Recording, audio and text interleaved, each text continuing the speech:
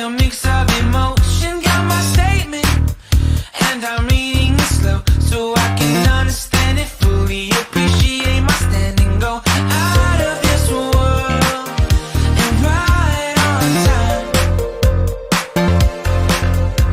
Oh, never in my life have I seen the sky light up like this.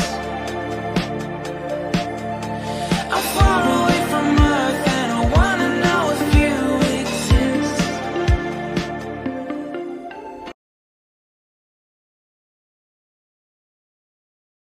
Well, good morning. And we are ready to roar again. It's Wednesday, and in the little box that it asks you to put what is today's program about, I put Wednesday wobbles. Because strange enough, there isn't much kicking around except for everything that's been kicking around since Monday. Hello, Keith Hayes, and a chance to have an early morning chat. And somebody said to me yesterday, you know, Keith, you're always laughing and smiling and joking, and you know, don't you take anything seriously? It's all a veneer. I just if you don't smile and chat, what can you do? You can burst into tears at what's going on in the world.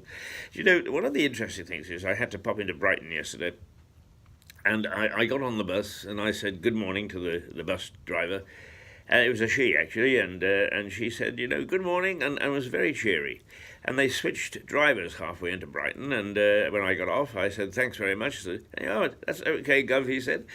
And I thought, you know, why is it that people don't actually speak to one another in the streets? We have to wait until the safety of a bus. So I tested it out a wee bit. I had to walk around the area of Churchill Square, so I started to say good morning to strangers, and it's absolutely astonishing that they, in the main, said good morning back and gave me a big, a cheery grin and a smile. Is why don't we actually start a campaign of let's say hello to each other? I mean, okay, you get the odd surly person, you know, who are you? But then surly persons are prevalent throughout every society. I think it would be terrific if somebody came up with a campaign of let's say good morning or let's say hello. And let's try talking to a stranger. You have to have a big conversation, but just a cheery wave. It might make us all feel better. And actually, as a community, because electronics, or if that's what computers are called, but computerization is taking us away from talking to each other and having a communication in a direct fashion, is perhaps we should take more effort and make more effort to say hello to people.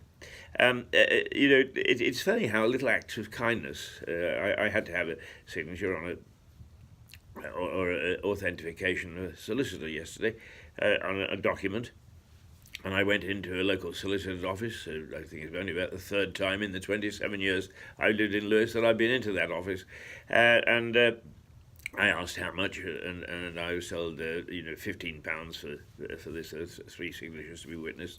I said, okay, thanks, I'll just pop over the road, get in cash, because they didn't take a card. Solicitors don't take cards, do they? And why should they? So I came back, and the young lady who was going to do it, a very, very pretty young lady, a very nice young lady, but she said, she said, I made a mistake, and my heart skipped a beat. Oh, no. Here we go, another increase. And she said, I made a mistake, I only need charge you 9.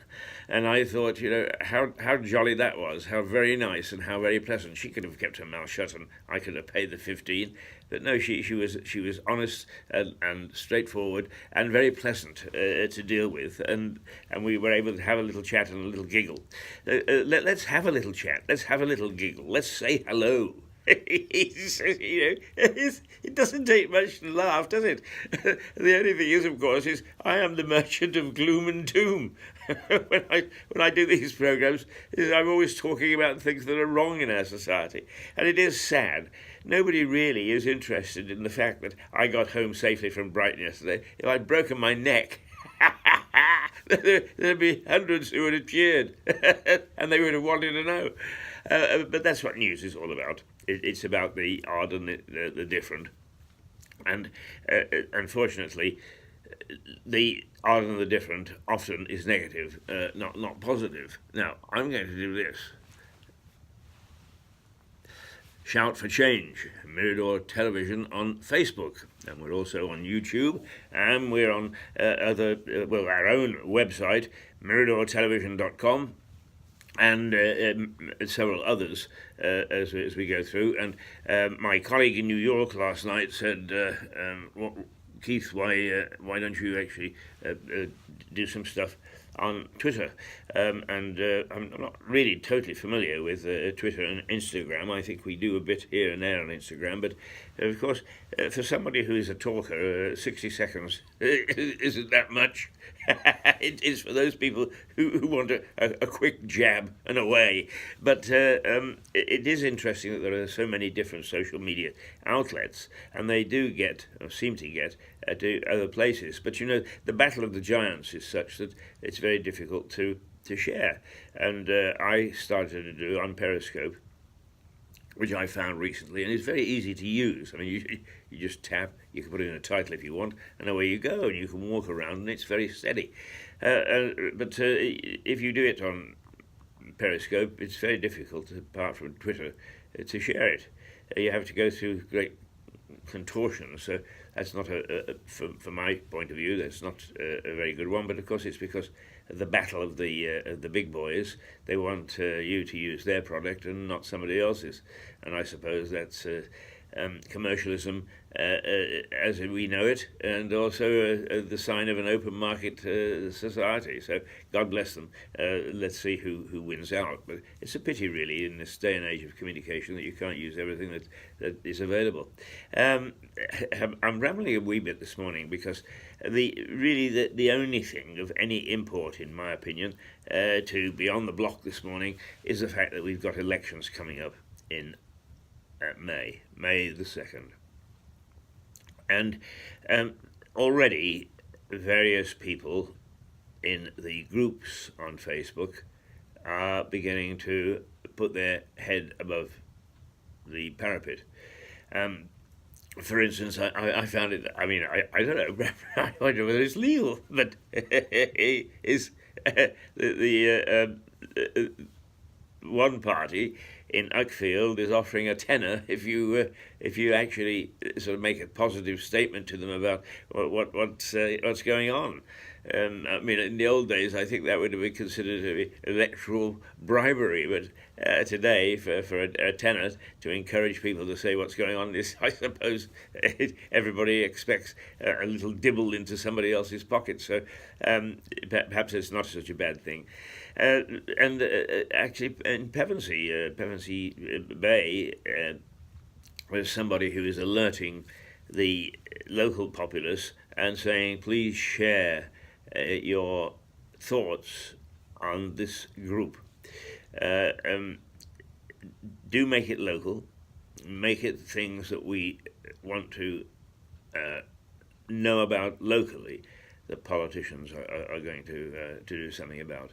Don't bring national issues into it, and I suppose that's right, because the election for us is quite local, isn't it?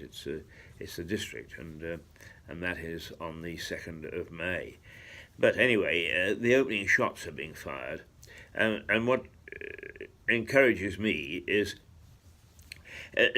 democracy. It has a lot of problems at the moment. There isn't the outlet that there used to be for politicians to get on their soapbox.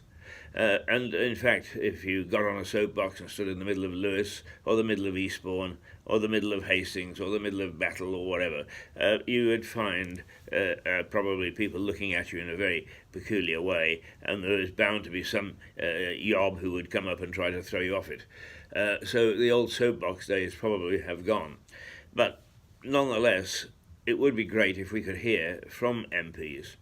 And, you know, I am getting more and more faith in local communities who are using the social media sensibly and setting up these various groups which they invite their colleagues and their fellows and their neighbours to be part of in all the towns. I mean, there are 2 for Lewis, there are 2 for New Haven, there's 1 for Seaford, there are 2 for Eastbourne, and so on.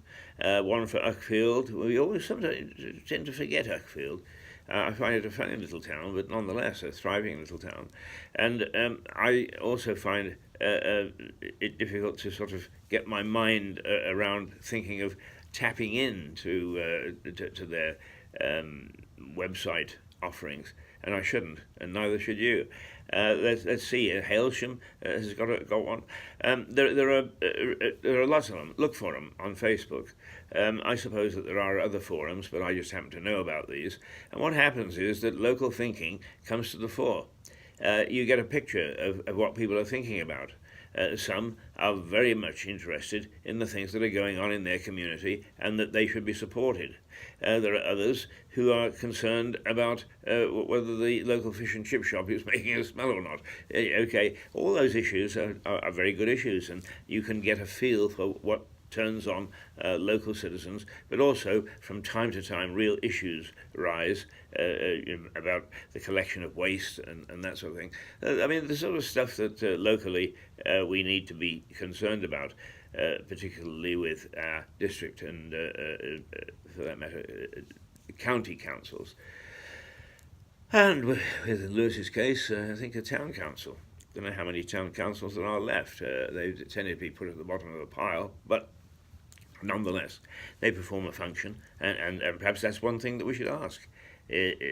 Should we be concerned about the county councils? But you know, I think that the politicians need to be really put to the test. Does the executive, that is, the officials who have a job and really operate County Hall and the district council offices and so on, are they running the organisation? Are they running the district? Are they running us? Or is there a role left for politicians who seem not to ask too many questions of the executive, who seem to be in thrall to the executive, and who, in many instances, have they're twisted around by these people, like Sir Humphrey, by the little finger. And as a consequence, they don't perform a great service. One of the things I think that need to be asked, and you know, is there anything that the local council can do? Well, at least they can talk about it, and that is the banks, the high street banks. There's a story yesterday in one of the newspapers that now there are communities where there are no ATMs. There are those are cash machines, by the way, for those of us who are old enough not to like using initials. There are no banks, and people have to go to neighbouring towns, and that's just not on. One of the things that I have under my remit in training people from overseas is corporate social responsibility. That is, how do corporations behave responsibly to their communities based on the fact that it's those communities that really help them to survive. And I can't see much that is happening when it comes to the actual banking sector that the banks are doing. Surely they should be saying, let's pour some of our money into helping these people, helping small towns, even if it's only a mobile banking unit that goes around there twice a week or something. You know, they spend millions on their chief executives on bonuses and so on and so forth. A couple of million would soon set up a service like that for the small villages and towns which they've abandoned. So here we are, a good CSR program, chaps. Good CSR program, corporate social responsibility for banks, because you're taking our money, and boy do you take it. I'm sorry, high street banks, I've lost faith in you, but actually there are some business banking organisations that are coming up on the outside of the rail, so I'd watch your back if I was you, because the way that you treat people it's not the people at the front desk. They're fine.